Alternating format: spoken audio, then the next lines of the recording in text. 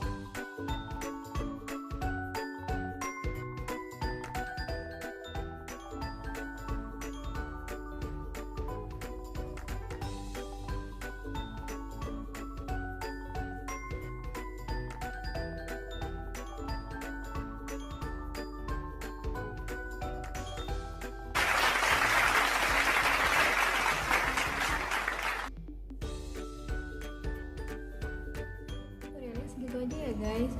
Kalau misalnya mau ada yang request atau saran, bisa di kolom komentar.